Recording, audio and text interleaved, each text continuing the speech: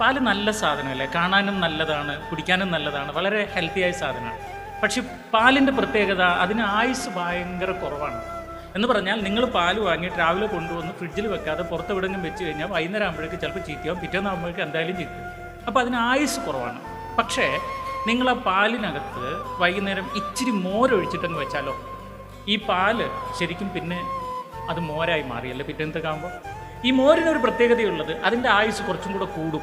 എന്ന് പറഞ്ഞാൽ ഫ്രിഡ്ജിൽ വെക്കാതെ 2-3 ദിവസമൊക്കെ പുറത്ത് വെച്ചാലും അത് അവിടെ കിടന്നോളും.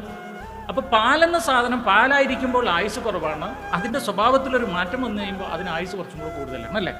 ഇനി എടുത്ത് നോക്കിയാൽ ഞാൻ എൻ്റെ കുട്ടിക്കാലത്തൊക്കെ കണ്ടൊരു കാര്യമാണ് ഈ എന്താ പറയുക, മോരിനെ ഇങ്ങനെ കടയും, പിന്നെ ഇങ്ങനെ മലയാളത്തിൽ പറയും ഇങ്ങനെ മന്തെന്നൊക്കെ ഞങ്ങൾ പറയും, മന്ത് വെച്ച് കടയാന്ന് പറയും.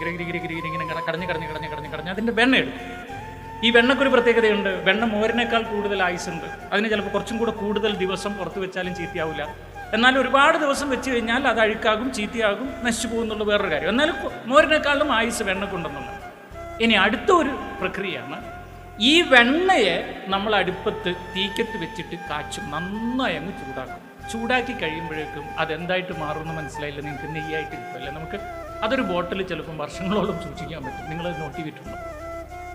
അപ്പോൾ എന്താണ് ഞാൻ പറയാൻ പോകുന്നതെന്ന് ചോദിച്ചു കഴിഞ്ഞാൽ, നിങ്ങൾക്ക് എങ്ങനെ ചിന്തിക്കുക, ഇപ്പോൾ ജിജിയും മാരിയോയും രണ്ടുപേരും ഭയങ്കര സിമ്പിളായിട്ട് ജീവിക്കുമ്പോൾ ആയുസ് കുറവായിരിക്കും. ഇടയ്ക്ക് അതിനകത്ത് മോര് എന്ന് പറഞ്ഞാൽ ഇടയ്ക്കൊരു വഴക്കുണ്ടാകുകയും ആ വഴക്കിനെ സോൾവ് ചെയ്യുകയും ചെയ്തു കഴിഞ്ഞാൽ ലൈഫ് സ്പാൻ ഒന്നും കൂടെ കൂടി കിട്ടും, കുടുംബജീവിതം ഒന്നും കൂടെ നീണ്ടു കിട്ടും.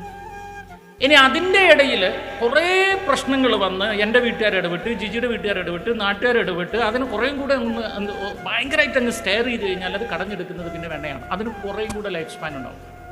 ഇനി അതും കഴിഞ്ഞിട്ട് അടുത്തത് തീക്കത്ത് വെക്കുന്നതാണ്. ഈ തീക്കത്ത് വെച്ച് രണ്ടെണ്ണത്തെയും കത്തിക്കുന്ന ഒരു സമയം വരും. അങ്ങനെ ഉരുകിയിട്ട് അവിടെയും സെപ്പറേറ്റ് ആവാതെ ഇതേ സബ്സ്റ്റൻസ്, ഇതേ ബന്ധം, ഇതേ കുടുംബം നിലനിന്നാൽ അതിൻ്റെ പ്രത്യേകത എന്താണെന്ന് പറയുന്നത് നിങ്ങൾക്ക്, അത് ഭയങ്കര ആയുസായിരിക്കും, till the end of the day എന്ന് വേണമെങ്കിൽ പറയാം. നിങ്ങൾ ലോകത്ത് ഏത് കുടുംബം എടുത്താലും വഴക്കുണ്ടാക്കിയിട്ടുണ്ടാവും. ഇനി ഏതെങ്കിലും ഒരു കുടുംബം വഴക്കില്ല എന്ന് പറഞ്ഞെന്ന് വിചാരിക്കുക, പച്ച നുണയായിരിക്കും. ഞാൻ കണ്ട, അതായത് കഴിഞ്ഞ ഒരു 28-29 വർഷത്തോളം സുവിശേഷ വേലയുമായി ഒരുപാട് രാജ്യങ്ങളിൽ ഒരുപാട് ഭാഷക്കാരുടെ ഇടയിൽ സന്ദർശിച്ച് മനസ്സിലാക്കിയ ഒരു കാര്യമാണ്, ഇവിടെ എല്ലാം പ്രശ്നങ്ങളുണ്ട്. ഇനി നിങ്ങൾ വിചാരിക്കുന്ന വിവാഹം കഴിക്കാത്ത വൈദികരുടെ ഇടയിൽ പ്രശ്നമില്ലെന്നാണോ? നിങ്ങൾ വിചാരിക്കുന്ന വിവാഹം കഴിക്കാതെ സിസ്റ്റേഴ്സിൻ്റെ ഇടയിൽ പ്രശ്നമില്ലെന്നാണോ? നിങ്ങൾ വിചാരിക്കുന്നത് വിവാഹം കഴിക്കാതെ സിംഗിളായി ജീവിക്കുന്ന ആളുകൾക്ക് റിലേഷൻഷിപ്പ് പ്രോബ്ലംസ് ഭൂമിയിലില്ലെന്നാണോ?